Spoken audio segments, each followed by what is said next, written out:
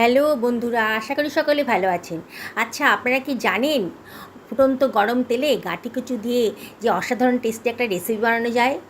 আপনারা শেষ পর্যন্ত ভিডিওটা দেখুন, আপনাদের আশা করি খুবই ভালো লাগবে। আমি এখানে 750 গ্রাম মতন গাঁটি কচু নিয়ে নিয়েছি। কচুগুলো গায়ে অনেক নোংরা থাকে, তাই ভালো করে ধুয়ে পরিষ্কার করে নিয়েছি। 2-3 বার ঘষে ঘষে জল চেঞ্জ করে করে ভালো করে পরিষ্কার করে নেওয়ার পর আমি এবার খোসাগুলোকে কেটে বাদ দিয়ে দিচ্ছি। বন্ধুরা, আপনারা তো এই গাঁটি কচুর অনেক রেসিপি খেয়েছেন, আজকে আমার মতন করে এই রেসিপিটা খান। সত্যি বলছি, মাছ মাংস ফেলে আপনারা তখন এটাই খেতে চাইবেন। এত সুস্বাদু এই রেসিপিটা, বানানোটা একেবারেই সোজা। একবার যদি দেখেন না, বিগিনার্সরাও অনায়াসে এই রেসিপিটা তৈরি করে ফেলতে পারবেন। আর এর টেস্ট কিন্তু সত্যি বলছি অসাধারণ। আমি সমস্ত খোসাগুলোকে কেটে বাদ দিয়ে দিলাম। দেখুন, সবগুলো কাটা হয়ে গেছে। আমি জল দিয়ে একটু ভালো করে ধুয়েও নিয়েছি। ভীষণ পিছল টাইপের থাকে গাঁটি কচুগুলো, খোসা ছাড়ানোর পর বেশ পিছল হয়ে গেছিলো। আমি এগুলোকে গোল গোল চাকচাক করে কেটে নিচ্ছি। দেখুন, খুব বেশি মোটাও করিনি আর খুব বেশি পাতলাও হয়নি। আপনারা ইচ্ছে মতো যেমন খুশি শেপ দিতে পারেন, তবে আজকে আমি এরকম করে কেটে নিয়েছি। সমস্তটা কাটা হয়ে গেছে। আমি 2খানা পেঁয়াজ নিয়ে নিয়েছি। 2খানা পেঁয়াজ আমি খোসা ছাড়িয়ে নেব। আমি 750 গ্রাম মতন গাঁটি কচু নিয়েছি, তাতে আমার 2খানা মাঝারি সাইজের পেঁয়াজই যথেষ্ট। আপনারা যদি গাঁটি কচুর পরিমাণটা বাড়ান, তাহলে পেঁয়াজের পরিমাণটাও কিন্তু বাড়িয়ে দেবেন, নাহলে কিন্তু অতটা টেস্টি হবে না। পেঁয়াজটাকে মাঝখান দিয়ে কেটে নিলাম, খোসা ছাড়িয়ে মাঝখান দিয়ে কেটে নিলাম। একটা টমেটো নিয়েছি মাঝারি সাইজের, টমেটোটাকেও মাঝখান দিয়ে কেটে নিলাম। আর একটা রসুন নিয়েছি, বড় সাইজের রসুন নিয়েছি। রসুনের নিচে পোর্শন আর উপর পোর্শনটা কেটে বাদ দিয়ে দিলাম। দেখুন, রসুনগুলোকে আলগা করে নিচ্ছি, খোসা কিন্তু ছাড়াইনি রসুনের। এই খোসা সহই আমি রান্না করে নেব। একটা তাওয়া বা বলুন বা চাটু বলুন, গরম করে নিয়েছি। তাতে দিয়ে দিলাম 1 চামচ মতো সর্ষের তেল। এবার চাটুর মধ্যে ভালো করে সর্ষের তেলটা ছড়িয়ে দিচ্ছি। বন্ধুরা, রেসিপিটা একেবারে নতুন ধরনের, স্বাদও কিন্তু অসাধারণ। এবার পেঁয়াজ যে কেটে রেখেছিলাম সেগুলো আমি দিয়ে দিচ্ছি। টমেটোটাও দিয়ে দিলাম। আর দিয়ে দিচ্ছি রসুনের কোয়াগুলো, খোসাটাও দিয়ে দিলাম। আর এখানে দিয়ে দিচ্ছি 2খানা শুকনো লঙ্কা। এটাকে আমি একটু রোস্ট করে নেবো, তেল দিয়ে একটু রোস্ট করে নেবো। খুব সুন্দর একটা গন্ধ বেরোবে, আর খেতেও কিন্তু একেবারে অন্য রকম হবে। ঢাকা দিয়ে রাখলাম 2 মিনিটের জন্যে। 2 মিনিট পরে আমি ঢাকাটা তুলে দিচ্ছি। গ্যাসের ফ্লেমটা মিডিয়াম টু হাইতেই রেখেছিলাম। এবার এগুলোকে একটু উল্টে পাল্টে দেব। দেখুন, সুন্দর একটা কালার কিন্তু এসে গেছে।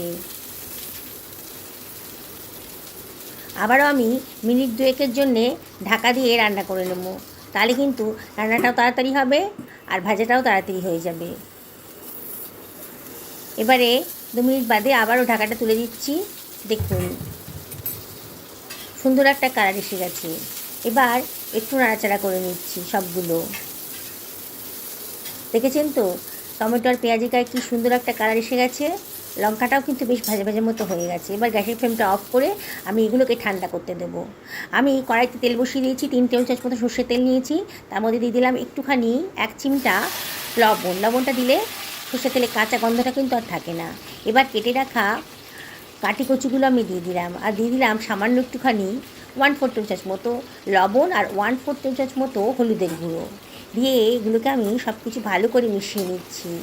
হাই ফ্লেমে রেখেছি আর সব কিছু ভালো করে মিশিয়ে নেব।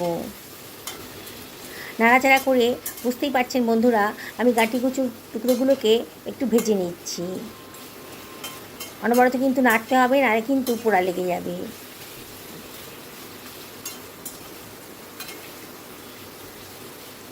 আস্তে আস্তে গাঁটি কচুগুলোর কালার চেঞ্জ হয়ে যাচ্ছে। এবার একবারে লো ফ্লেমে আমি মিনিট 3 রান্না করে নেব ঢাকা দিয়ে। এবার আমি একটা মশলা করে নিচ্ছি। আমার এই পেঁয়াজ আর টমেটোটা কিন্তু একেবারে ঠান্ডা হয়ে গেছে। ঠান্ডা হয়ে গেলেই কিন্তু মিক্সার গ্রাইন্ডারে দেবেন। আমার ঠান্ডা হয়ে গেছে, মিক্সার গ্রাইন্ডারে দিয়ে দিলাম। আর দিয়ে দিলাম 1/2 টেবিল চামচ মতো হলুদের গুঁড়ো, 1 টেবিল চামচ ধনের গুঁড়ো, 1/2 টেবিল চামচ জিরের গুঁড়ো আর 1/2 টেবিল চামচ মতন লঙ্কার গুঁড়ো, হাফ টেবিল চামচ মতো লবণও নিয়ে নিয়েছি, নিয়ে এটাকে গ্রাইন্ড করে নিচ্ছি। জল দিইনি। দেখুন কি সুন্দর একটা স্মুথ পেস্ট তৈরি হয়ে গেছে। এবার মিনিট 3 হয়ে গেছে, আমি ঢাকাটা সরিয়ে দিচ্ছি, দিয়ে গাঁটি কচুগুলোকে আবার একটু নাড়াচাড়া করে নেব। সুন্দর একটা কালার এসে গেছে, বোঝাই যাচ্ছে বেশ খানিকটা কিন্তু সেদ্ধ হয়ে গেছে, এগুলো দেখেই মনে হচ্ছে। আর বেশি ফ্রাই করব না, একটু নাড়াচাড়া করে যেমন কালারটা বেশ সুন্দর এসে গেছে, এগুলোকে আমি তুলে নেব।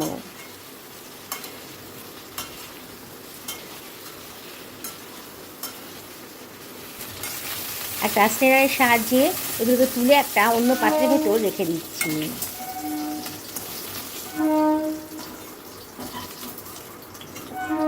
হয়ে গেছে। এখানে কড়াইতে যতটা তেল আছে ততটা তেলই আমি আজকে রান্না করব, খুব বেশি তেল আজকে ইউজ করব না। এবার আমি দিয়ে দিলাম গোটা গরম মশলা।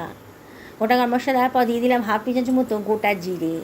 যখন সব কিছু চিবির করে উঠেছে, মানে একটু সুন্দর করে ফ্রাই হয়ে যাচ্ছে, তখন আমি একটু নাড়াচাড়া করে দিচ্ছি। এবার তৈরি করে রাখা মশলার পেস্টটা দিয়ে দিলাম, আর গ্রাইন্ডারটা ধুয়ে একটু জল ওই ভেতর দিয়ে দিচ্ছি, দিয়ে সব কিছু আমি ভালো করে মিশিয়ে নেব। এখানে আমাকে আর কোনো বাড়তি মশলা দিতে হবে না, সব কিছুই তো দেওয়া আছে, মিক্সার গ্রাইন্ডারের ভেতরে সব কিছুই দিয়ে দিয়েছিলাম, তাই আর বাড়তি কোনো মশলা এখানে দিতে হবে না, শুধু মশলাটা কষিয়ে নিলেই হবে। অনবরত খুন্তি নেড়ে নেড়ে মশলাটা কষিয়ে নিচ্ছি। খুব কম তেলে রান্না হচ্ছে তো, তাই মশলার গাতেই কিন্তু তেল বেরোবে না, তাই অল্প অল্প জল দিয়ে এটাকে মশলাটাকে আর কি ভালো করে কষিয়ে নেব বন্ধুরা। তাই আপনাদেরকে বলছি, যখন অল্প তেলে রান্না করবেন তখন অল্প অল্প জল দিয়ে মশলা কষিয়ে নেবেন।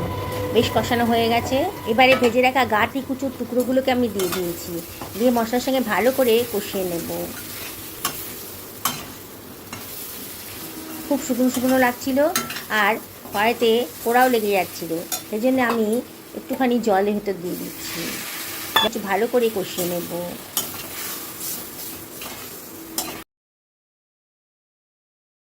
ভালো করে কষানো হয়ে গেছে। এবার আমি এর ভিতরে দিয়ে দেব গরম জল। আপনারা গরম জল দেওয়ার চেষ্টা করবেন, তাতে রান্নার কালারটাও সুন্দর থাকে আর রান্নাটাও তাড়াতাড়ি হয়ে যায়। আবারও সব কিছু ভালো করে মিশিয়ে নিচ্ছি।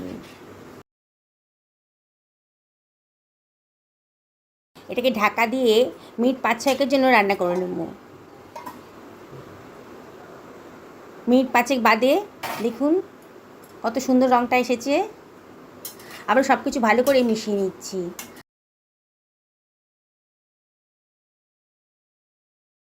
কত সুন্দর করে সেদ্ধটা হয়ে গেছে।